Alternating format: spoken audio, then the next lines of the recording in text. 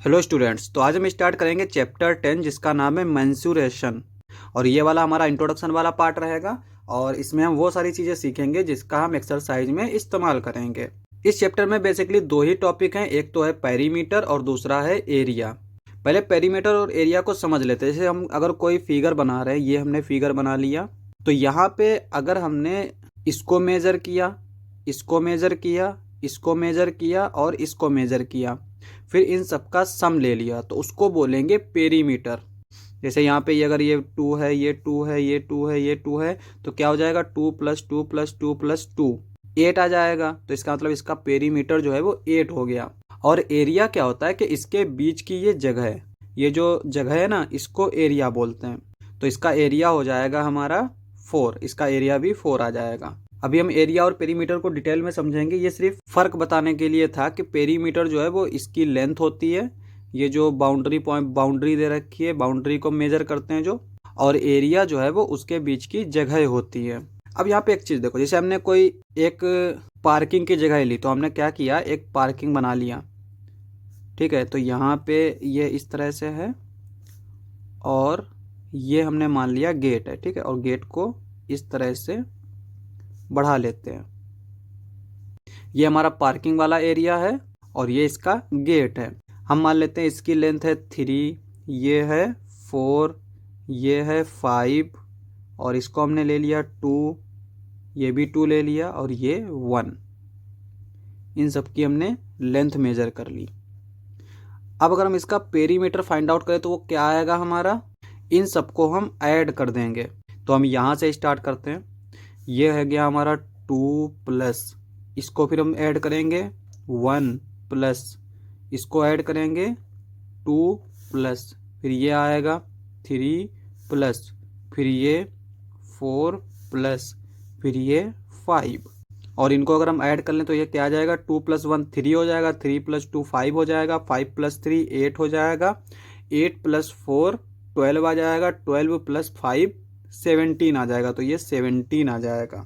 और यहाँ पे यूनिट कौन सा आएगा, अगर ये मीटर में दे रखा है, ठीक है, तो यहाँ पे ये भी मीटर में आ जाएगा। तो इसी को बोलेंगे पेरीमीटर। अब यहाँ पे कुछ हम स्टैंडर्ड फिगर्स देख लेते हैं और उनका पेरीमीटर फाइंड आउट करने का फार्मूला भी देख लेते हैं। सबसे पहले आता है स्क्वायर। जैसे हमने ये स्क्वायर लिया एक, ठीक है, इस स्क्वायर की हमने लेंथ ली, ये 1 मीटर, ये 1 मीटर, ये 1 मीटर, ये 1 मीटर। अब अगर हम इसका पेरीमीटर देखें तो ये क्या आएगा, 1 + 1 + 1 + 1 यानी कि 4 आ जाएगा। अब यहाँ पे अगर हम देखें तो ये हर एक साइड इक्वल लेंथ की है, तो इसका अगर हम पेरीमीटर फाइंड आउट कर रहे हैं तो हम इसका एक फार्मूला ही सीधे लिख सकते हैं। और वो फार्मूला क्या आएगा, 4 × साइड। जो भी साइड दे रखी हो, अब जैसे यहाँ पे स्क्वायर था, इसमें हमने 2 साइड ले रखी थी, तो यहाँ पे 2 + 2 + 2 प्लस कर रहे हैं, तो इसका मतलब ये हुआ कि हम इसको एक साइड को लेके 4 से मल्टीप्लाई कर देंगे, ठीक है। तो ये पेरीमीटर आ जाएगा। उसके बाद में आता है पेरीमीटर ऑफ रेक्टेंगल। अब यहाँ पे हम एक रेक्टेंगल ले लेते हैं। जैसे हमने ये एक रेक्टेंगल ले लिया, अब यहाँ पे हम इसकी लेंथ मान लेते हैं 2 है और इसकी मान लेते हैं 3 है। तो यहाँ पे ये एक साइड का दे रखा है और रेक्टेंगल में हम जानते हैं कि अपोजिट साइड जो है वो इक्वल लेंथ की होती है। यानी अगर ये 2 मीटर का है या 2 सेंटीमीटर का है तो ये भी 2 सेंटीमीटर का होगा, ये 3 का है तो ये भी 3 सेंटीमीटर का होगा। तो पेरीमीटर क्या आ जाएगा, 2 + 3 + 2 + 3। तो यहाँ पे अगर हम देखें तो हमने सबको ऐड किया, और अगर ऐसे भी कर सकते थे क्योंकि यहाँ पे ये 2 एक जैसा दे रखा है तो इसको 2 × 2 लिख लेते, और यहाँ पे ये 3 एक जैसा दे रखा है तो ये 3 × 2 दे देते। तो ये आ जाएगा 4 + 6 और ये आ गया 10। तो इसके लिए जो सिंपल सा फार्मूला आएगा वो क्या आएगा, यहाँ पे देखो, पहले तो ये चूंकि लेंथ और ब्रेथ जो है वो अलग अलग होती है, तो लिखेंगे ये लेंथ और ये ब्रेथ। अब यहाँ पे ये 1 लेंथ है और ये 1 ब्रेथ है, लेकिन यहाँ पे 2 लेंथ्स होंगी और 2 ब्रेथ्स होंगी, तो इसको हम 2 से मल्टीप्लाई कर देंगे। तो ये हमारा सिंपल सा फार्मूला हो जाएगा। इसका यूज भी देख सकते हैं। यहाँ पे अगर हम L जो है 3 लें और B जो है वो 2 लें तो 3 + 2 5 हो जाएगा, और 5 को 2 से मल्टीप्लाई करेंगे तो 10 आ जाएगा। नेक्स्ट आता है हमारा रेगुलर पेंटागन। जब हमने पॉलीगन्स पढ़े थे तो वहाँ पर हमने एक चीज़ पढ़ी थी कि रेगुलर पॉलीगन्स क्या होते हैं कि जिनके बीच का जो एंगल है ना वो भी इक्वल हो और उनकी हर एक साइड भी जो है वो इक्वल होनी चाहिए। जैसे ये हमने स्क्वायर लिया था, ये भी हमारा एक रेगुलर पॉलीगन है क्योंकि यहाँ पे एंगल्स क्या है, सारे 90 की है और सारी साइड्स भी इक्वल है।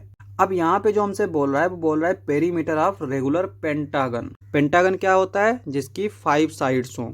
तो यहाँ पे देख लेते हैं, जैसे हमने ये एक पेंटागन बनाया, रफ फिगर बना रहे हैं यहाँ पे इस तरह से, और ये इसकी सारी साइड्स इक्वल हैं और इसके सारे एंगल्स भी इक्वल हैं क्योंकि ये रेगुलर है। तो यहाँ पे कितनी साइड्स होंगी इसको काउंट कर लेते हैं, 1 2 3 4 5।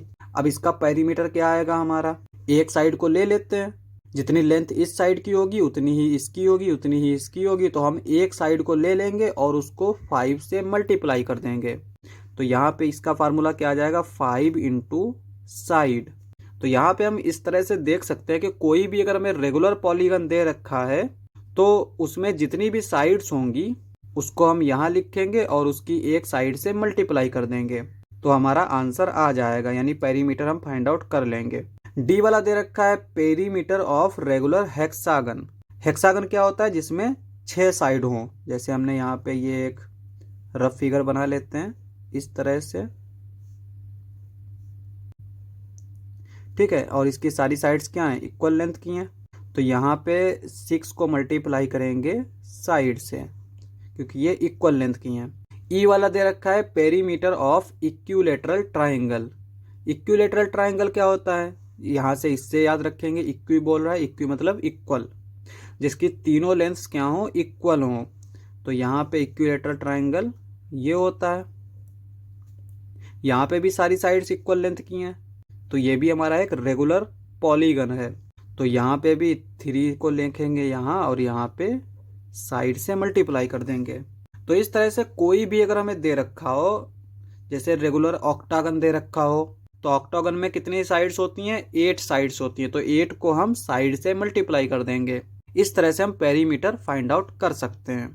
अब इस पे क्वेश्चंस किस तरह से आते हैं, क्वेश्चंस पहले तो इसी तरह के आते हैं कि डायरेक्ट हमें फिगर दे रखा होगा और उसका हमें पेरीमीटर फाइंड आउट करना है। दूसरा इस तरह से दे रखा होगा कि जैसे अगर हमने ये ट्राइंगल ले लिया तो इसकी हमें 2 साइड दे रखी होंगी और एक पेरीमीटर दे रखा होगा, तो और हमें कहेगा कि ये तीसरी वाली साइड फाइंड आउट करो। तो ये तो था हमारा पेरीमीटर, ठीक है। इन फार्मूलाज को याद कर लेंगे, इनका यूज होगा। अब आते हैं हम नेक्स्ट टॉपिक पे। तो नेक्स्ट टॉपिक हमारा क्या दे रखा है, एरिया। एरिया अब हम फाइंड आउट करना सीखेंगे। तो एरिया जो है ना वो होता क्या है, हमने अभी बताया था कि कोई भी अगर हमें फिगर दे रखा हो तो उसके बीच की जो जगह है ये जो है ना इसको बोलते हैं हम एरिया। अब यहाँ पे एक चीज़ देखो, जैसे यहाँ पे अगर हमने एक यूनिट का स्क्वायर ले लिया, यानी कि इसकी हर एक साइड जो है वो 1 यूनिट की है, तो अगर इसका एरिया देखें तो वो क्या आएगा हमारा, 1 इंटू 1। स्क्वायर का जो एरिया होता है वो 1 इंटू 1 होता है, यानी साइड का जो है उसकी साइड से मल्टीप्लिकेशन। तो यहाँ पे हम अगर इसका मान लेते हैं ये 1 सेंटीमीटर है, ये 1 सेंटीमीटर है, तो यहाँ पे 1 इंटू 1 सेंटीमीटर स्क्वायर, तो ये आ गया 1 सेंटीमीटर स्क्वायर। तो ये इसका एरिया हो गया। तो अब अगर हमें कोई बड़ा फिगर दे रखा है और उसमें अगर हम इस तरह के स्क्वायर ढूंढ पा रहे हैं तो हम क्या करेंगे, उन सबको ऐड कर देंगे तो हमारा टोटल एरिया निकल के आ जाएगा। अब यहाँ पे एग्जांपल के लिए एक हम बड़ा स्क्वायर ले लेते हैं इस तरह से, और इसकी हमने लेंथ ले ली 2 सेंटीमीटर, ये 2 सेंटीमीटर, ये 2 सेंटीमीटर, ये 2 सेंटीमीटर। अब हमें क्या करना है, इसके अंदर 1 सेंटीमीटर के स्क्वायर बनाने। तो यहाँ पे 1 सेंटीमीटर इसका आधा हो जाएगा, यहाँ पे इसका आधा हो जाएगा, तो ये हमारा इस तरह से आ जाएगा। यहाँ पे ये जो एक स्क्वायर है ये इतना बड़ा है, ठीक है, तो इसका एरिया क्या होगा, 1 सेंटीमीटर स्क्वायर, इसका एरिया 1 सेंटीमीटर स्क्वायर, इसका एरिया 1 सेंटीमीटर स्क्वायर और इसका एरिया 1 सेंटीमीटर स्क्वायर। और अगर हम इन सबको ऐड करेंगे तो क्या आ जाएगा, 1 + 1 + 1 + 1 यानी कि 4 सेंटीमीटर स्क्वायर। तो इस बड़े वाला स्क्वायर का जो एरिया है वो 4 सेंटीमीटर स्क्वायर है। तो एक तो तरीका ये हुआ। दूसरा तरीका क्या है, डायरेक्ट हम फार्मूले का इस्तेमाल करेंगे। यहाँ पे एक साइड दे रखी है 2 सेंटीमीटर, दूसरी साइड भी 2 सेंटीमीटर दे रखी है, इन दोनों को हम मल्टीप्लाई कर देंगे। तो यहाँ पे ये हो जाएगा area is equals to 2 centimetre into 2 centimetre.